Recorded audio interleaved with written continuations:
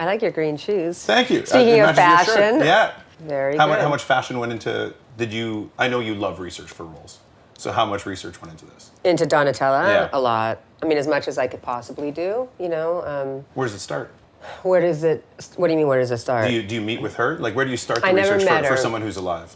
You know what, I've done a couple movies now where I've played people who are alive, and if they're really involved and it's their story and they're producing it, you know, you learn a lot about them, and of course they're there all the time.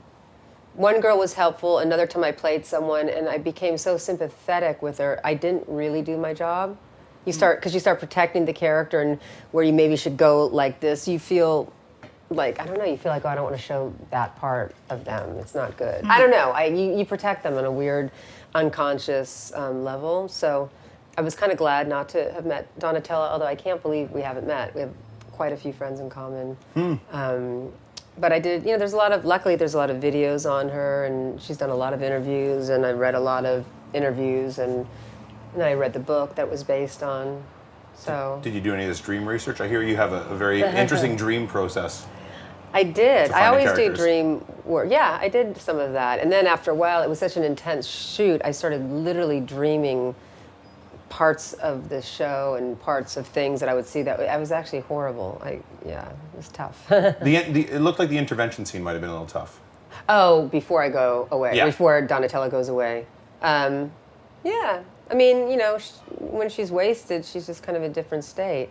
Yeah, they're all very emotional scenes. I mean, it's a very emotional role, and she goes through a lot of trauma, and there's a lot of craziness that she deals with. I really have a lot of respect for her, that she went through this and then she got herself out, and she's thriving now. You know, she really found her own voice during a period that's difficult, you know. I mean, she was thrust into this world. I mean, she was there, but she'd never ran a company like that before, and then you're forced to do it under someone else's vision.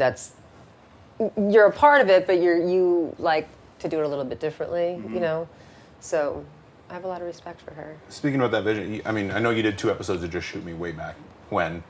So did you know each other? Oh, you know, I didn't remember him until I saw him. He's like, remember? And I was like, oh my God. I totally, as soon as I saw him. How did you two craft that brother-sister? Did you go out and hang out beforehand to try and build a brother-sister bond? No, we just got along really well.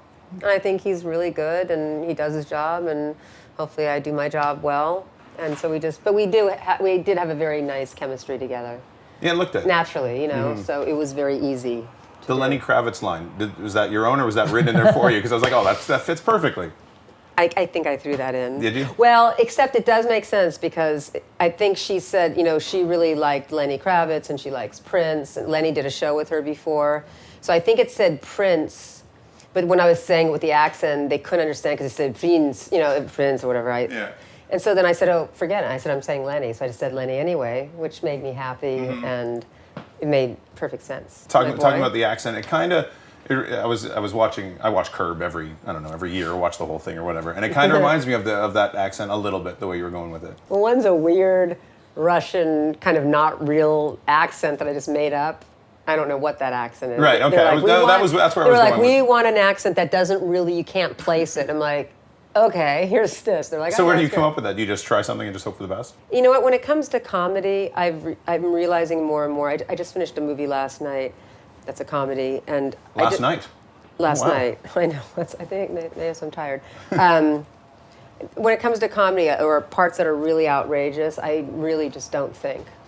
I just don't think. Right. It's better, and I just do whatever comes out. So it's just a completely instinctual, kind of impulsive, you know, performance. Like you're more in the moment. Hopefully it works. Yeah. It works or it doesn't. But I think if it doesn't work, you'll find out really quickly, and then you just change it pretty quickly. What's the comedy? Can you talk about it or no?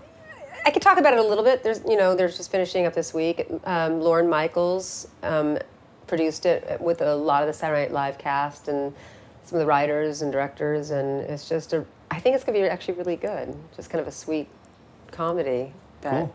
Yeah, it'll be out next year, I guess. When I was doing research, I found that the Ugly Betty character was kind of based on Donatella a little bit. You can't believe anything you read on the internet. I will say that to you straight to all you good people out there. it's especially IMDb. It's like lie.com, I think, where it's just misinformation.com. I mean, it just doesn't work because people just put their own spin on things, and then it becomes the truth, and then you're like, that has nothing to do with reality. That character was based. Well, it was another comedy, so I didn't really want to think so much. I did know for that. I just thought it would be funny to really distort my face and to make it look like she's done all this plastic surgery, but like lies about it all the time, but it's so obvious.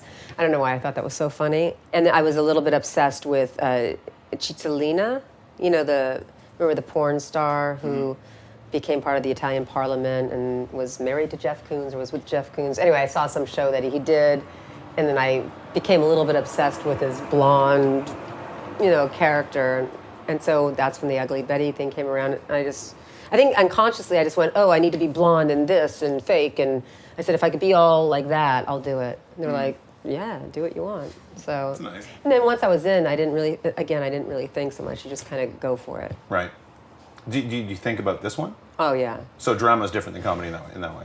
Yeah. I mean, to me, when I'm doing a drama, it's really thought out, and it's researched, and it's layered, and there's issues, and there's psychology. I mean, you know what I mean? It's a deeper sort of performance. Not that comedy isn't, but when it's like, kind of balls out crazy comedy, like the, Curb or The Ugly Betty or what I was doing last night, especially if it's improv stuff, then I just kind of think about an idea, and then it's easier, it's better. It works out better, it seems, just to go. Is it easier to leave the character at home then when it comes to comedy if you're not as deep involved in it?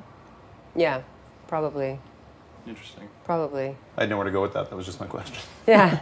Well, no, it's just like if you're doing heavy scenes and emotional scenes, and you have to be much more concentrated, and on the set. And I don't sit there and joke around with people as much. I just kind of stay in my own little world, where when you're doing, to me, a comedy, like, you have to stay light and easy. So it's almost mandatory to joke around and talk to people and stay in a good mood.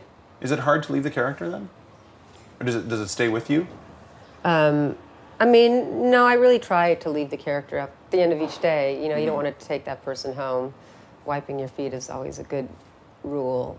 But, on something like Donatella, where it's such an intense shoot in such a short amount of time, and you're in every scene, and you're working like 17 hours a day, day after day after day, you wake up talking like that, and you go to sleep talking, and, there were so many scenes to do, so it was all I was thinking about. It was like, acting boot camp or something. Right. So you get rid of the accent offset. Because we did phoners with a couple of the Walking Dead people, and there's British guys who play these Southerners, and they say for muscle memory reasons, they like to, they just, from the moment they get to Atlanta till they leave, they're in American voice. Yeah, I mean, I until I got her voice, and it was pretty specific, whether I realized it or not, I found myself speaking that way quite a bit, I mean, even if I didn't know. And when I'm on the set, I want to keep it going because I don't want to fall back into, like, my Valley accent or something. So yeah, I will definitely keep it going. And then, if no one's around and you're talking to cab drivers, you're like, why not? It's like rehearsals, Try something fun without anyone knowing. Yeah. But then after a while, you just keep talking like that. You just don't. I forget that I'm speaking in a weird accent. That's cool. My friends tell me I do that quite a bit. Do you? What's your favorite accent to go into? I'm usually like mimicking people. Like, if I hear something, then I'll just start like a parrot and I'll start talking the accent. I think it's funny. But, I like accents. I like accents a lot. I like them for characters. It's like another way in. That makes sense. Yeah. I don't know how I'm going to segue that into this, but we're going to nonetheless because it comes out in a month on Another Paperback. way in. Yeah. Why not? It works. But it could almost be a movie, some of the stuff you're doing. Like Down in the Grass with the P and all that stuff. It's just, you need to read this book. It's hilarious. A couple of people have said, are you going to make this into a movie? And have you thought about it? Originally, I started writing it as a film because a friend of mine's like, darling, you have to do this as a film. It's fantastic. And I made a structure of it, but then I ended up playing my album. I just finished a CD. Mm-hmm. And I decided, I'll tell the Cleo story with this. Thematically, it works. So then I took that structure and I just kind of placed it in between songs because I thought, this will be theatrical and fun. And then the next thing I started thinking about it as a TV show because someone liked it. So I started working on that. And then all of a sudden someone said, no, will you do a book? And the book made sense for a lot of reasons at that moment in my life. And so after finishing the book, I was just like, ugh, I'm like over the Cleo thing. How is Cleo doing? He's good. 16, 17 years old? He'll be 17 That's crazy. this month, or next month. Amazing. Yeah, he's turning into an old man. He's like, he's all brown and kind of crooked now. He's really cute. So it's out in stores now, Amazon, online, all bookstores everywhere. If people still go to bookstores like I did yesterday to get this. Good for you. I'm so glad they had it in the bookstore because I think part of the reason they wanted to make it into paperback with a paperback-friendly title is because I think a lot of the bookstores were nervous because of the title, which... Why? Why would they be nervous about the title? I don't know. I have no idea. I don't see anything. Or on certain TV shows. So, I mean, to me, the upside to the paperback, clearly I like the original title and I love this cover better. Although the cover is cute for the paperback, but I was so crazy writing this and I had a deadline, I forgot to put my forward in. I literally just spaced out. So at least I got to put the forward, the abridged forward into the paperback, so... Were you nervous, just speaking about the title, were you nervous about it, or is it like, this needs to be the title? Knowing it would cause a little bit of controversy if it did. I never had any other title in my head. In fact, I didn't even want the In Search of Cleo before it. I just that's the record, right? As well. It was the record, and so, but to me the title was always like how I found my pussy and lost my mind. I just wanted that as the whole book. I didn't want my face on the cover, I just wanted the title, because I thought it was funny. If I saw that, I'd be, oh, what is that? But then, the book companies, they said, no, we have to put something before it. Let's put the In Search of Cleo before. And I kept going, but that's the name of my record. It's, like, kind of weird. Well, maybe now it'll be your thing, like production company, all this kind of stuff. In Search of Cleo, like, would be your thing. And my record has nothing to do with Cleo. The only reason I called it In Search of Cleo is because when I did the story, as I was playing, I didn't have, it was originally going to be called, I think, Midnight Girl. That was going to be the record, or the title. But then I thought, I'm doing the one-woman show. With that, I'll just call it In Search of Cleo so people, like, when they come to the show, that's what they get. Mm-hmm. I really screwed myself there. No. It's a bad choice. Anyway, it is what it is.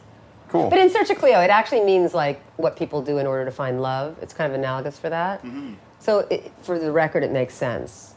But there's no songs about Cleo at all. So maybe people can have their own interpretations. That's right.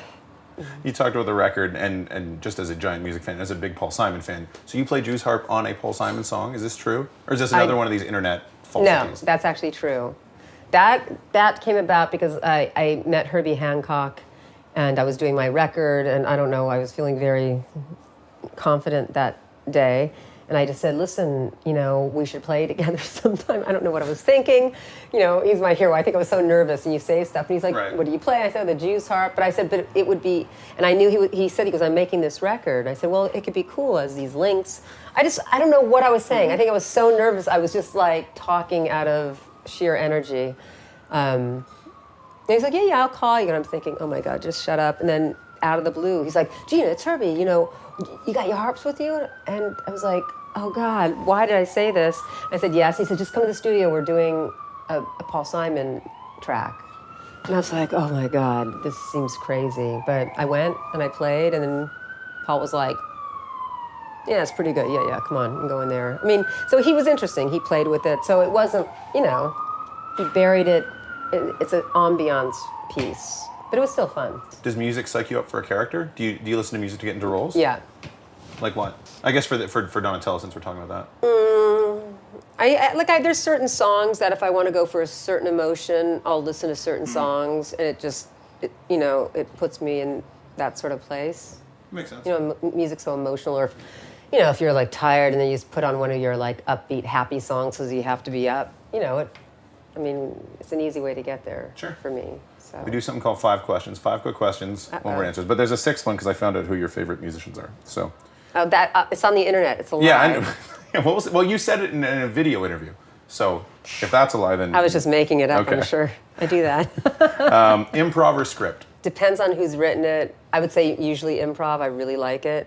Improv depends on who the other people I'm doing it with. If they're really amazing, improv.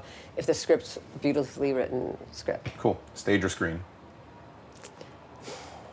I like both. Lennon or McCartney?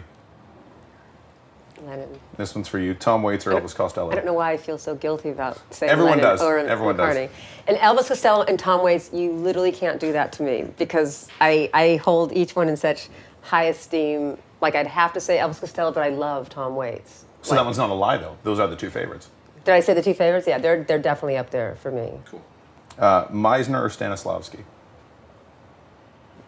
I don't know. You know, I've been getting that a lot lately, actually, is the neither. It's interesting. It's not neither. I think, I've studied everything, basically, at this point, and I think sometimes it's like they all work and they all mishmash into something at a certain point, Sure. Sometimes you need sensory stuff, and other times you just need a certain spontaneity. I don't know, it's everything. Cool. That's a one-word answer. Everything. Everything. In one word, House of Versace.